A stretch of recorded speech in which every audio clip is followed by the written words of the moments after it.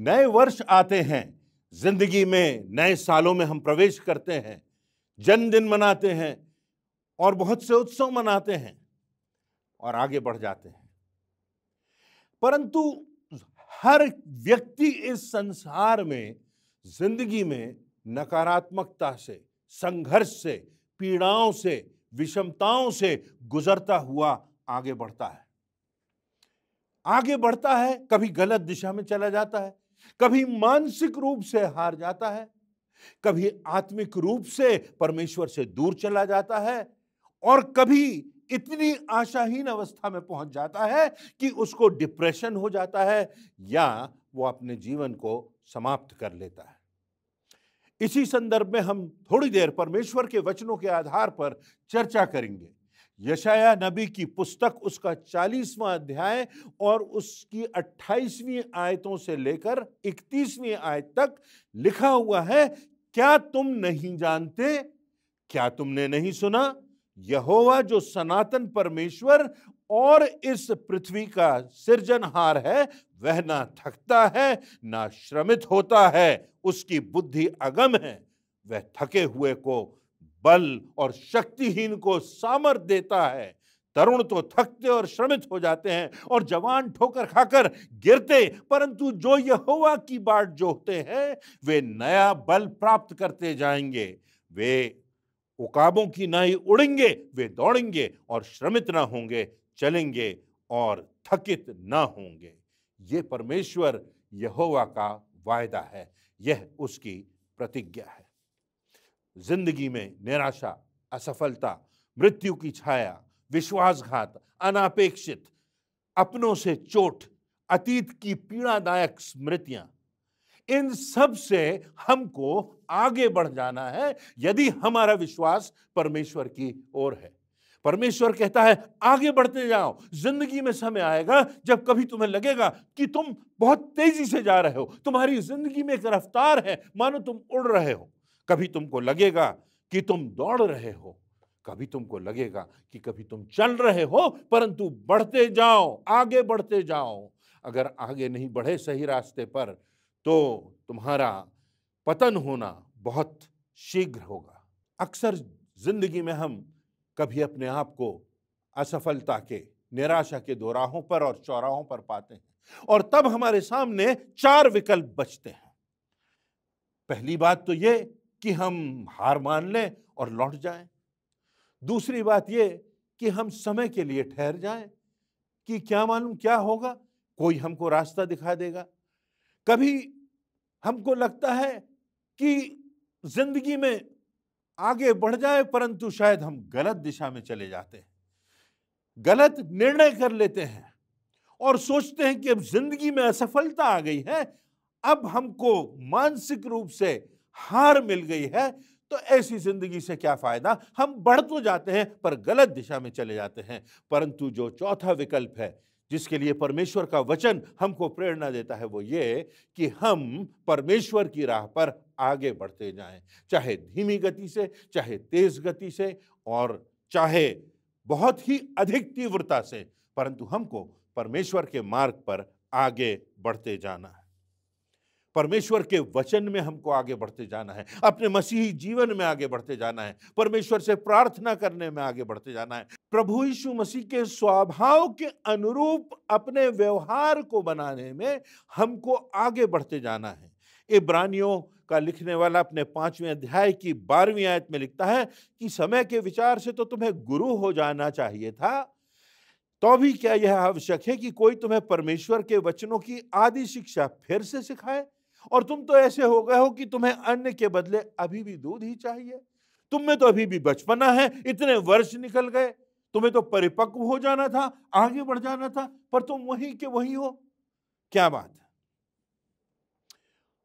हम देखते हैं मूसा है, फिरौन की ताकतें हैं, इस्राएली लोग, परमेश्वर के लोग गुलामी में हैं। और तब परमेश्वर मूसा से कहता है, निर्गमन की पुस्तक उसके 3 अध्याय की 7वीं और 8वीं आयत में, मैंने अपनी प्रजा के लोग जो मिस्र में हैं उनके दुख को निश्चय देखा है, उनकी चिल्लाहट को सुना है, उनकी पीड़ा पर चित्त लगाया है, और मैं उतर आया हूं कि उन्हें छुड़ाऊं, उन्हें परतंत्रता से, उन्हें गुलामी से, उन्हें पीड़ा से, उन्हें आंसुओं से, उन्हें दर्द से, उन्हें प्रताड़ना से उन्हें छुड़ाऊं। मैं उतर आया हूं, मैंने उनकी पुकार सुनी है और अब मैं उतर आया हूं। परमेश्वर नहीं चाहता कि हम गुलामी की जिंदगी में जिएं, चाहे वो हमारी आत्मिक गुलामी की बात हो, अंधकार की शक्तियों की, रीति रिवाजों की, खिसी पिटी पुरानी मान्यताओं की जिनका कोई अर्थ नहीं, जो खोखली है, चाहे अंधविश्वास की बातों की, चाहे आधारहीन तथ्यों की, चाहे जिंदगी की समस्याओं से। हमको परमेश्वर चाहता है कि हम गुलामी की स्थिति से मुक्त हो जाएं, और जब हम पुकारते हैं तो परमेश्वर हमारी सुनता है, हमारी पीड़ा पर ध्यान लगाता है, चित्त लगाता है, गंभीरता से देखता है और अपनी सामर्थ हमें देता है। मैं उतर आया हूं। परमेश्वर का दास है यहोशू। मूसा की मृत्यु हो गई, अब क्या करें? यहोशू को थोड़ा बहुत अनुभव है, घबराहट है, नौजवान तो है, परंतु इतने बड़े समूह की अगुवाई करना है। उसने देखा मूसा कितनी कठिनाइयों को, संघर्षों को सहते हुए, अपने लोगों की अवहेलना, विश्वासघात से गुजरते हुए वो आगे बढ़ा। अब यहोशू की पारी आई है और परमेश्वर उससे कहता है, यहोशू की पुस्तक उसके पहले अध्याय में बार बार परमेश्वर उससे कहता है, उठ उठ, हियाव बांध, अपनी कमर कस ले, दृढ़ हो जा, भय ना खा, तेरा मन कच्चा ना हो। क्यों? क्योंकि परमेश्वर तेरे साथ साथ है। उठ जा, कमर कस ले, भय ना खा, मन कच्चा ना कर। निश्चितता से इस बात को जान ले कि तेरा परमेश्वर तेरे साथ है और तू अगुवाई कर। अब मृत्यु की पीड़ा से बाहर निकल जा, अब इस शोक से बाहर निकल जा, अब इस अंधकार से बाहर निकल जा। जो गुजर गया सो गुजर गया। कितनी बार हम ऐसी पीड़ाओं में उलझे रहते हैं, ऐसी नकारात्मक यादों में उलझे रहते हैं, पुरानी चोटों का एहसास बना रहता है, उनके साथ जीते रहते हैं। हमारा ध्यान पुरानी जो चोटें हमको लगी हैं, जो असफलताएं हमारी हुई हैं, जो कुठाराघात हम पर हुए हैं, उन पर हमारा ध्यान ज्यादा लगा रहता है। उन पीड़ाओं से, उन स्मृतियों से कुछ होगा नहीं, ना आपका भला होगा, ना किसी व्यक्ति का भला होगा। और इसीलिए परमेश्वर यहोशू से कहता है कि Moses is dead but you go ahead, you move ahead. मूसा की मृत्यु हो गई है, मेरा दास, मेरा अपना मूसा, जिसको मैंने अपने हाथों से, जिसको मिट्टी दी है, उसका अंत हो गया है। That chapter is closed. अब तू उठ और आगे बढ़ जा। हमें भी ऐसी अंधकार की बातों से, ऐसी पीड़ाओं से, ऐसी चोटों से, ऐसी स्मृतियों के दंश से आगे बढ़ना है। योना असफल हो जाता है, परमेश्वर से दूर चला जाता है। उठकर उस बड़े नगर नीनवे को जा, परमेश्वर योना से कहता है, और वो तरशीश को भाग जाता है। परमेश्वर जहां आदेश देता है, उस आदेश को वो तोड़ देता है और दूसरी दिशा में भाग जाता है। कितनी बार हम प्रयास करते हैं कि हम परमेश्वर से दूर चले जाएं, परमेश्वर से भाग जाएं, परमेश्वर पर ध्यान ना दें, और ये बड़ा आसान भी हो जाता है।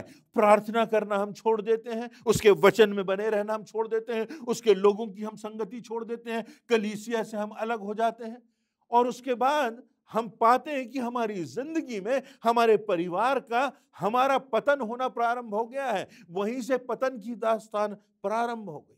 परंतु फिर परमेश्वर उसको अवसर देता है, योना को अवसर देता है, वो मुझको अवसर देता है, वो आपको अवसर देता है, वो दूसरा और तीसरा और चौथा अवसर हमको देता है।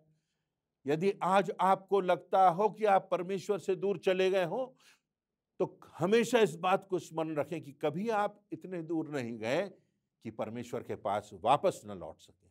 परमेश्वर आपको बुला रहा है, और जब योना नीनवे नगर को जाता है तो परमेश्वर का महान कार्य उस पूरे इलाके में होता है, यहाँ तक कि वहाँ का जो शासक है वो भी अपने पापों से पछताप करता है और एक बड़ी आत्मिक जागृति वहाँ पर आ जाती है। आगे बढ़ जा, उठ जा, इस परिस्थिति से बाहर निकल जा, क्योंकि तुझे गवाही देना है। तेरी जो पीड़ा है, तेरी जो असफलता है, उसको गवाही में परिणित करना है। पापिनी स्त्री है, लोग आए हुए हैं कि उस पर पथरवाह करें, प्रभु यीशु मसीह ने बचा लिया। आप उस घटना को जानते हैं। प्रभु यीशु मसीह कहते हैं पहला पत्थर वो चलाए जिसने कभी पाप ना किया हो, और वहां से सब लोग चले जाते हैं, भीड़ का पता नहीं चलता। तब प्रभु यीशु मसीह कहते हैं कि जा, अब पाप ना कर। अब अपने निष्पाप जीवन से इस मसीहा की गवाही देना कि तेरा इस मसीहा से मिलन हुआ है, तेरा आमना सामना इस मसीहा से हुआ है, तूने उसकी आवाज को सुना है, इस मसीहा ने तुझे बचाया है संसार से, संसार के लोगों से, पथरवाह के दंड से परमेश्वर ने तुझे बचाया है। दुष्ट आत्मा से ग्रसित व्यक्ति, जिसमें सारी की सारी सेना समाई हुई थी, जो अपने शरीर को मारता और काटता था, जिसको लोग कब्रिस्तान में जाकर के बांध देते थे और वो उन लोहे की जंजीरों को तोड़ लेता था, यहां तक कि नग्न अवस्था में रहता था, लोग भय खाते थे। परंतु प्रभु यीशु मसीह से इसका मिलन होता है और इसका जीवन बदल जाता है। और तब प्रभु यीशु मसीह कहते हैं कि तू अपने अतीत की, अपने अंधकार की जा और गवाही दे। और तब वो 10 नगरों में जाता है और प्रचार करता है। सामरी स्त्री है, पापों में डूबी हुई है, वेश्या के समान जीवन है, परंतु जब मसीहा से मिलन होता है तो पुरानी जिंदगी बदल जाती है। अब जो मसीह में है वो नई सृष्टि है। अब जो मसीह में है उन पर दंड की आज्ञा ना रही। जो अतीत था वो व्यतीत हो गया, तेरा नया जन्म हुआ है, नए जीवन के अध्याय का प्रारंभ हुआ है। सामरी स्त्री, पापनी स्त्री, जा और जाकर के मसीह की गवाही दे। पतरस जो प्रभु यीशु मसीह को धिक्कारता है, जो कठिनतम समय में प्रभु यीशु मसीह का साथ छोड़ देता है, जो कह देता है मैं तो इस व्यक्ति को जानता ही नहीं। क्रूस के मार्ग पर यीशु चले जा रहे हैं और पतरस तिरस्कार करता है, अपमान करता है, परंतु उसके बाद पुनरुत्थान होता है। प्रभु यीशु मसीह पतरस को फिर मौका देते हैं और कहते हैं जा, मेरी भेड़ों को चरा।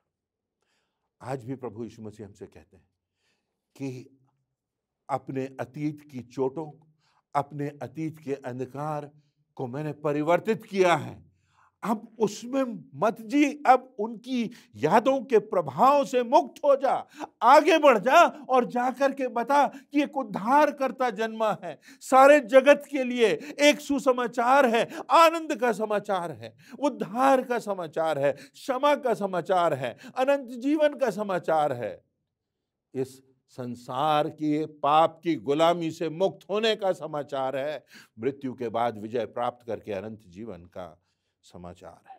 इसलिए बढ़ जा, चलता जा, आगे आ।